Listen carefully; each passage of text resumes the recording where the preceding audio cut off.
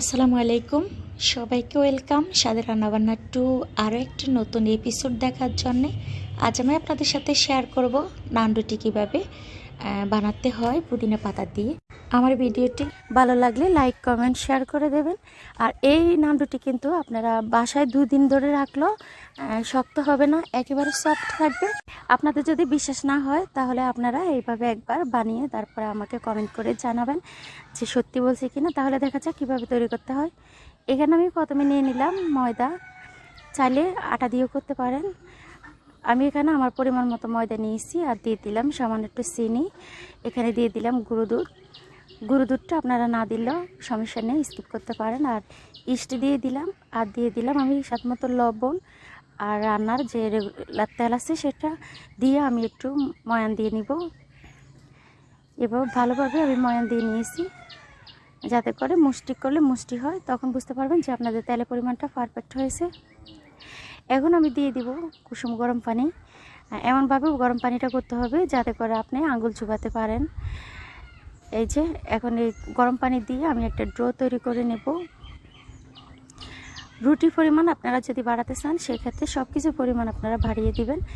এই যে আমার কিন্তু ডোটা তৈরি করা হয়ে গেছে। এখন আমি একটা এই যে এভাবে ফয়েল পেপার দিয়ে আমি তারপরে ঢাকনা দিয়ে রাখবো প্রায় আধা ঘন্টার জন্য। আপনারা চাইলে এখানে 1 ঘন্টাও রাখতে পারেন, তখন আরও ভালো হয়। আমার একটু হাতে শর্ট টাইম, তার জন্য আমি আধা ঘন্টার মতো রেখেছি।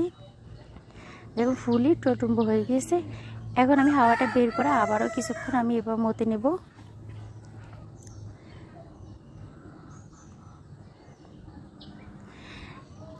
এখন আমি রুটি কীভাবে বানাতে হয় সেটা দেখাবো। আমি কিন্তু একটু পাতলা করে বানাবো, আর আপনারা চাইলে মোটা করে বানাবেন, ভারী করে, তাহলে কিন্তু আরও বেশি সফট হবে। আমি একটু পাতলা করে বেলেছি, তার জন্য একটু রুটিটা একটু ফুলা কম হয়েছে। কিন্তু একই নিয়মে আপনারা বানাবেন। রুটিটা যদি একটু মোটা করে বেলে নেন সেক্ষেত্রে কিন্তু রুটিটা একটু মোটা মোটা হবে, ফুলকো ফুলকো হবে বেশি। আমি এই ভিডিওটা করেছি কিন্তু ঈদেরও আগে, আমি আপনাদের সাথে শেয়ার করব বলে করতে পারিনি, তাই ভাবলাম আজকে একটু শেয়ার করি। আর আপনারা কারা কারা এখনও গ্রামের বাড়িতে আসছেন আমাকে কমেন্ট করে জানিয়ে দেবেন। আমি কিন্তু এখনও গ্রামের বাড়িতে, ইনশাল্লাহ শনিবারে কিন্তু চলে যাব। আপনারা দোয়া করবেন যাতে করে ভালোভাবে সুস্থভাবে আমরা যেতে পারি। অনেকে বলে যে নান রুটির ডো যখন তৈরি করে তখন কিন্তু বেলার সময় সুন্দরভাবে বেলতে পারে না, একেবারে আঠালোভাবে লেগে থাকে। তার জন্যে আর তাদের ক্ষেত্রে বলবো আপনারা কুসুম গরম পানিটা দিবেন, তখন কিন্তু এভাবে আপনারা বেলতে সুবিধা হবে। আর যদি আপনারা নর্মাল পানি দেন সেক্ষেত্রে কিন্তু বেলার সময় একটু ঝামেলা হয়ে যায়, রুটিগুলো একেবারে সমান হয় না, গোল গোল হয় না, হয়তো এদিক ওদিকে একটু বাঁকা তেরা থাকে। আর এই যে আমি পুদিনা পাতাগুলো কিন্তু আগে থেকে ধুয়ে কুচি করে নিয়েছি। আমরা কিন্তু অনেকে নান রুটি খেয়েছি, হয়তো এবার পুদিনা পাতা দিয়ে খাইনি। আপনার একবার হলো এভাবে খেয়ে দেখবেন, এত সুন্দর একটা ফ্লেভার আসে, আপনারা হয়তো বানিয়ে না খেলে বুঝতে পারবেন না। আমি আপনাদের সুবিধার্থে কিন্তু আরও একটা রুটি এভাবে বানিয়ে দেখিয়ে দিলাম। দেখুন আমার সবগুলো কিন্তু বানানো হয়ে গিয়েছে। এই যে দেখতে তো পাচ্ছেন, আমি একটা পাইপিনের মধ্যে বানিয়ে নেব। এভাবে আমি চুলার আঁচটাকে মিডিয়াম টু লো হিটে রেখে তারপরে এভাবে আমি ভেজে নিব। এই যে আর একটু ফ্লেভারের জন্য আমি হালকা একটু ঘি দিয়ে দিলাম।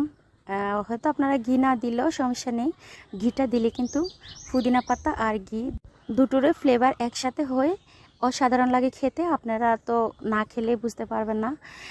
এই যে আমি আরেকটা আপনাদের সুবিধার জন্য এভাবে আমি বানিয়ে দেখিয়ে দিব।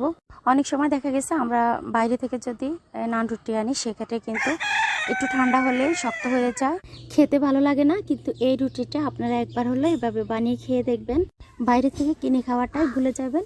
আর বেশি কথা বাড়াবো না, আবার কথা হবে নতুন কোনো ভিডিওর মাধ্যমে। ওই পর্যন্ত ভালো থাকবেন, সুস্থ থাকবেন। আল্লাহ হাফিজ।